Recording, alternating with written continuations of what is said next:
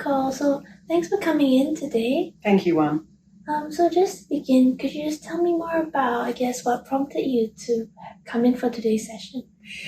Well, my partner and I have been thinking about moving in together for quite some time now, and it's getting to the stage where I need to be making a decision around whether I'm going to move in or not. So there's a few things that are bothering me or are concerning me about moving in, but yeah, we're at the stage where I need to be making a decision. Right. Could you tell me more about those concerns you have? Well, I've been a single mother for many years. Right. And would regard myself as quite independent. Mm-hmm. My children are getting to the stage where they're a lot older. Right. So it would be, I'm not necessarily needing to be there as much for them. Mm-hmm. So if I was going to move in, it would be a good time, but I'm concerned I'm going to mess it up. Right. I'm concerned I'm going to be, because I've been so independent, Mm-hmm. I don't know how I'm going to start making some changes, because it's always been kind of my rules. Mm-hmm. And now I'm moving into a situation where it will be my partner's home. So, yeah, I just don't know how I'm going to manage that. It seems like a really big change for you, and it's causing some anxiety. Yeah, it actually is a really big change. Yeah. And I can see that on one hand, your children are quite grown up by now, but on the other hand, you really value that independence that you have. Yeah, because I've only really got myself to think about, Mm-hmm. And up until sort of recently, my children to think about. I haven't had to worry or think about the needs of my partner as such in terms of like living space, because he's always looked after himself and I've always looked after myself, and it's been like that for years. Right. So now we're coming together and things are going to change. We're going to be sharing each other's space. Routines are going to change. Emotionally, I'm in a situation where I am not able to, I guess, go and be on my own when I need to as much. Right. So there's that lack of personal space sometimes. I think so, yeah. And I'm worried that I'm not going to be emotionally adjusted enough to be able to handle that and make a smooth transition, and that there'll be some disruptions, and I'm worried about arguing with him about little things and messing it up and then it not working. Right. So I can see that there are many concerns moving into this transition. Things like, you mentioned that you're worried that you might not be emotionally ready enough for this, and the lack of personal space is also a concern. Yeah. That being said, sorry if this might seem like a bit of an out-of-pocket question, but let's say if a miracle were to occur where I guess these concerns wouldn't exist as much, what would moving in with your partner be like? It would be a normal and natural feeling. There would be Joy? Just pure joy and excitement that we're starting a new phase of our life together. Right, so you can see that you really want to feel that almost spontaneous joy of moving in together as a couple. Yeah. Right. Yeah. Are there moments throughout, your experience with your partner that you felt that way? Oh, lots of times. Yeah. Could you tell me more? Lots of times. We are really good mates. We're very good friends. We get along quite well when we are getting along. I mean, there's always been a few little issues to iron out, and I guess that's normal considering the age that we're at and that we've both been living on our own for quite some time and looking after ourselves. And that's the thing, he's not had children to look after for many years. So he's been very much on his own. And we've known each other for a long time. many, many years. So we know each other very well. So we're very comfortable. Yeah. And we enjoy each other's company a lot. Right. Mm. And I guess spending time with your partner does bring you quite a lot of joy. Yeah. You know? And do you often, spend time with him? Yeah, we spend a lot of time together, probably the majority, well, most weekends we spend with each other. Any spare time that we've got, we will spend with each other. Oh, wow. And we always try and do fun things that we both enjoy, that we're both getting some enjoyment out of.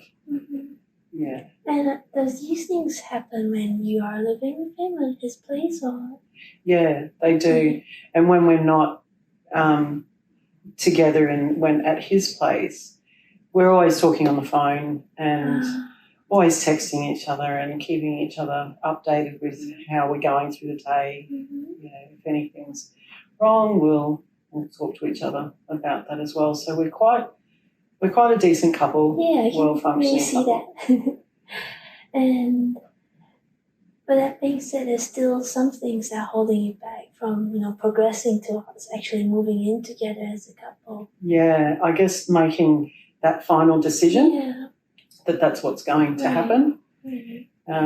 Because I don't want to, it's not a decision that I can make lightly, because if it doesn't work, then I'm going to have to move out.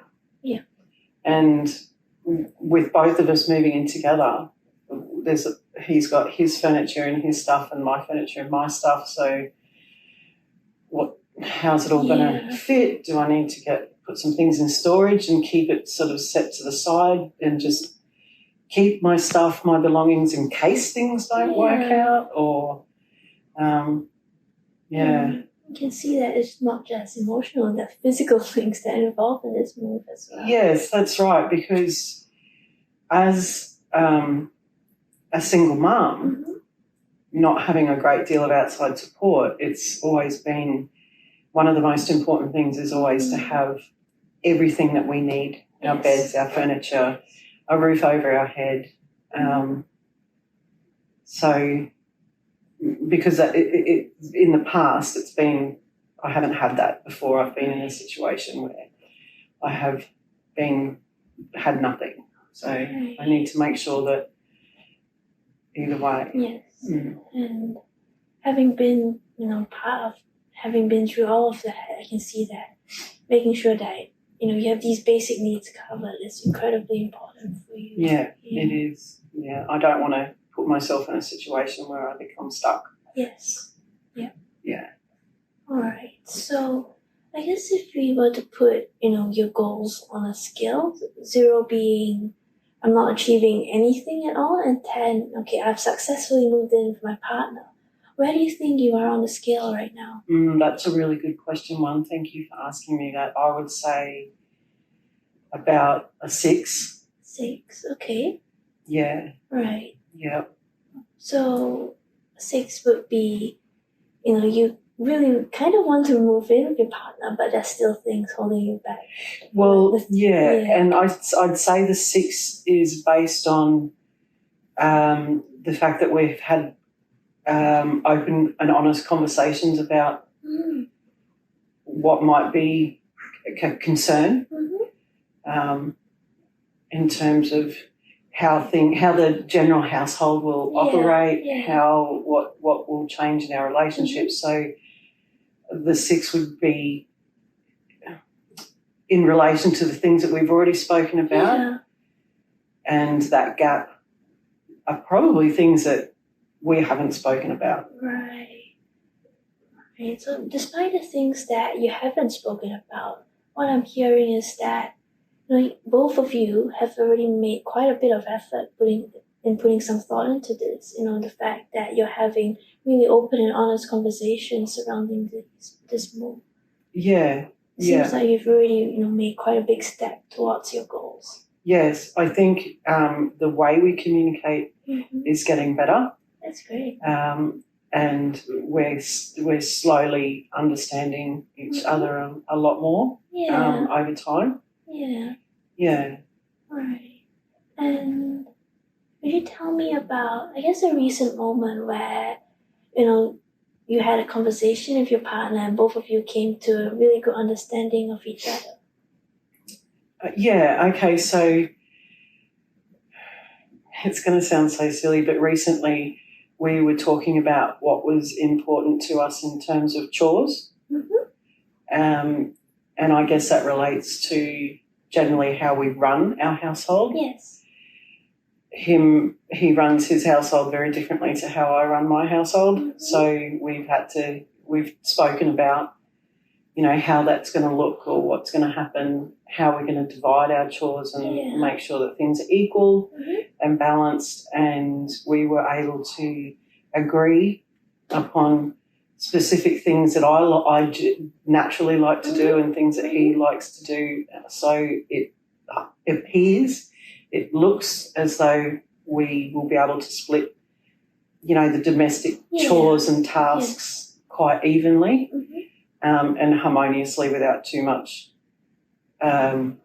resentment building up, sort of, without being annoyed at each other because the other one's not pulling their weight or the other one's not helping out and it's not equal. So we've managed to do that really well. Yeah, and I like how you sat down with him and I guess really discuss about, your concerns about what happens if, someone's not doing their chores, and as well as giving each other a chance to express what they would like to do. Yeah. And kind of coming out with a compromise at the end. That was kind of gave me a real sense of hope that it's possible. Yeah. Yeah. Right. So just, I guess, touching back on the scale we mentioned earlier. So you said you were on a 6 at the moment. So just for now, what do you think could help push us to a 7 on the scale? I think it would probably help if I got it clear in my head the things or the issues that I'm still left concerned about, and talking to him about those concerns. Right. And as I work through each of those concerns, I think that would bump me closer to a 10. Okay. So it's kind of like a list of concerns you have at the moment and you would like to tick each one off. Yeah. And eventually, you reach your goal of 10. Yes, it's very much a mental list though. Okay. Yeah. Could you tell me more about a few things on that list?